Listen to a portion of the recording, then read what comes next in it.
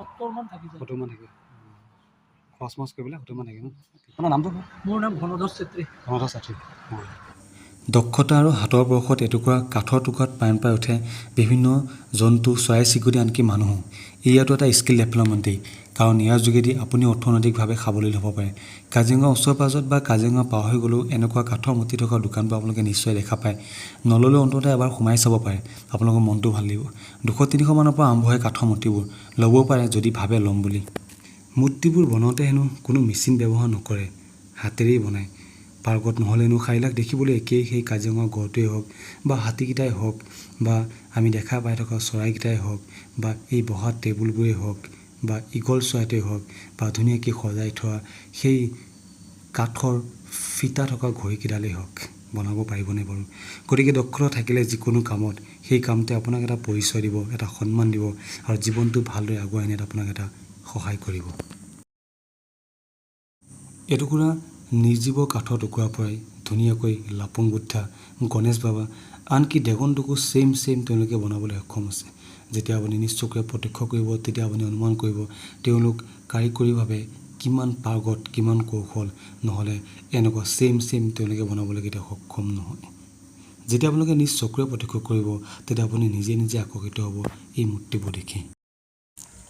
মহাৰাষ্ট্ৰৰ এটা পৰিয়ালে কাজিৰঙা চাবলৈ আহি এই দোকানখন দেখি ইমানেই আকৰ্ষিত হ'ল যে তেওঁলোকে ইয়াত সোমাই বিভিন্ন কাঠৰ মূৰ্তি, গড়, হৰিণ, বেতেৰে বনোৱা মাইকী মানুহৰ বেগ, কাঠৰ ফিটা লগা এটা ঘড়ী, প্ৰায় কেইবা হাজাৰমান টকা তেওঁলোকে কাঠৰ মূৰ্তি ইয়াৰ পৰা কিনি লৈ গ'ল। তেওঁলোকে ইমানেই ভাল পালে যে তেওঁলোকে যোৱাৰ সময়ত নিজৰ ঘৰৰ এড্ৰেছ আনকি ফোন নম্বৰ দি থৈ গৈছে আৰু কেতিয়াবা যদি মহাৰাষ্ট্ৰলৈ যায় তেওঁলোকক কণ্টেক্ট কৰিবলৈ কৈ থৈ গৈছে।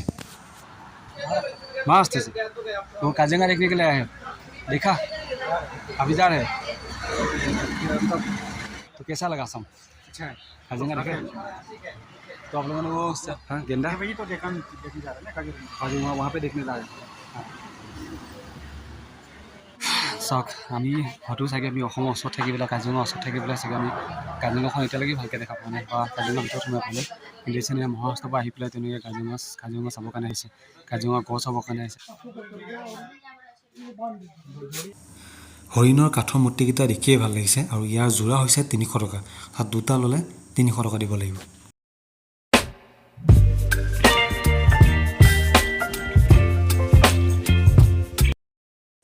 মহাৰাষ্ট্ৰ পৰিয়ালটোৱে বস্তুবোৰ ইমানেই ভাল পাইছে যে তেওঁলোকে ইটোৰ পিছত সিটো বস্তু দেখাৰ পাছত বস্তুবোৰ ল'বলৈ তেওঁলোকে খুব আগ্ৰহ প্ৰকাশ কৰিছে আৰু সেই অনুসাৰে তেওঁলোকে বস্তুবোৰ লৈছেও। কোনটো কাঠ ভাল হয়?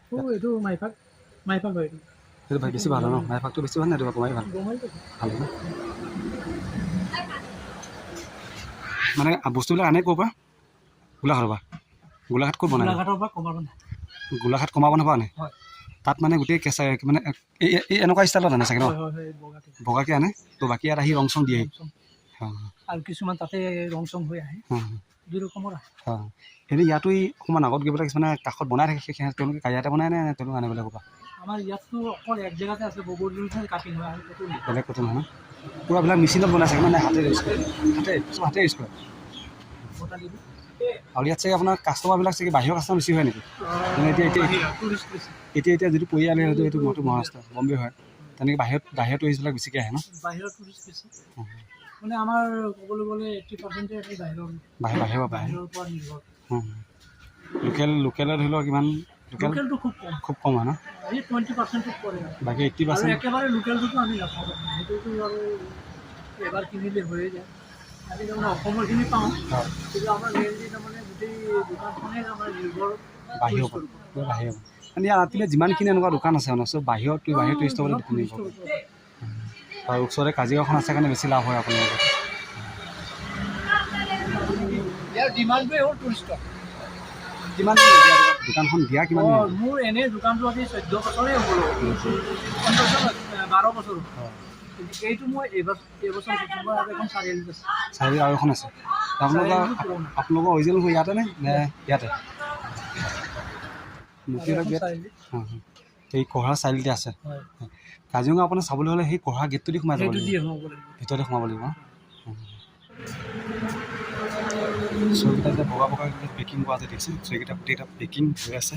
এনেকেইটা বাহিৰত যাব, তো বাহিৰত যাবৰ কাৰণে তেওঁলোকে পেকিং কৰি থৈছে। ৰাজস্থান উত্তৰ প্ৰদেশ চাইড যাব, তো পেকিং অৰ্ডাৰ তেওঁলোকে পেকিং কৰি কুৰিয়াৰ যোগেদি চাগে উঠাই দিব ইয়াত। আকৌ আহিলে আপোনাৰ ইয়াৰ পৰা মই আকৌ তালৈকেতো অ'টত নিব লাগিব, অটো কষ্ট হৈছে নাই? 100 টকা অ'ট ভাড়া, মানে তেওঁলোকে সম্পূৰ্ণ সেইটো দিব লাগিব। তাৰপাছত মই ইয়াৰ পৰা পঠিয়াই দিম। সেইটো গোটেইটো কথা পাতিলে আৰু হৈ গ'ল, পে'মেণ্টটো হৈ গৈছে।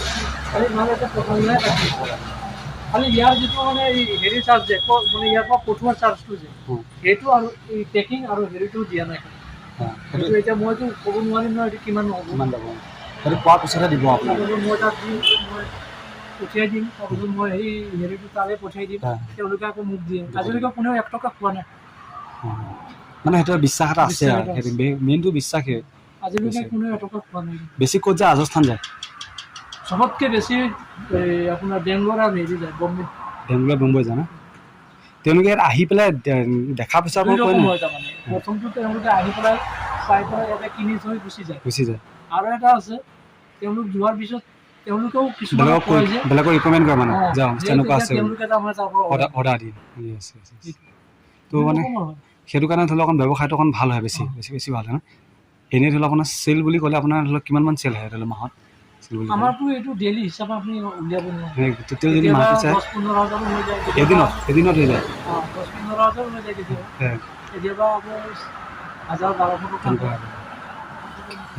এনেই টোটেলি এভাৰেজত হ'লে ওলায় আৰু এভাৰেজত আমি মাহটো কিমানমান হয়গৈ আপুনি? মাহটোত ধৰক এভাৰেজ 7কে ধৰি ল'ব পাৰে, 7,000কে। 7 মানে 2 লাখ মানে মাহটো 2 লাখমান হৈ যায় ন? ঠিকে আছে দিয়া। মানে আপোনাৰ খৰচ মৰচ কৰি চাগে কিমান হেৰিমান থাকেগৈ চাগে? প্ৰায় 1 মান থাকিব চাগে? 1 নাথাকে, 2 নাথাকে, মানে হেৰি থাকে আৰু 70 মান থাকি যায়। 70 মান থাকে খৰচ মৰচ কৰিবলৈ, 70 মান থাকে ন? ঠিকে আছে বাৰু। কাৰণ নিজে ফিনিচিং দিওঁতো, সেইকাৰণে তাৰমানে আমাৰ না আপোনাৰ এখন দোকানৰ পৰাই নে দুখন দোকান মিলি পেলাই? এইখনৰহে কথা, এইখনটো আকৌ এক্সট্ৰাকৈ আছে, এক্সট্ৰা তাত বেলেগে চাই? তাত বেলেগ আছে, তাত মোৰ মিছেছ আছে। অঁ ঠিকে আছে নাই? বাকী কাঠবিলাকতো ধৰি লওক এয়া হেৰিয়াৰ পৰাই লয় ন? আমাৰ ইয়াত কাটিং নহয়, গোলাঘাট কমাৰ পৰা আহে ন?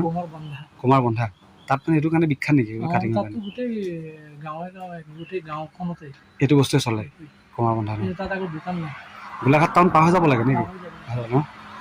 ন গাঁৱত তাত দোকান নাই, কিন্তু আপুনি দোকানত কিনিম বুলি গৈ পেলাই আকৌ তাত কিনিবলৈ খালি ঘৰত কাটি বনাই থাকে।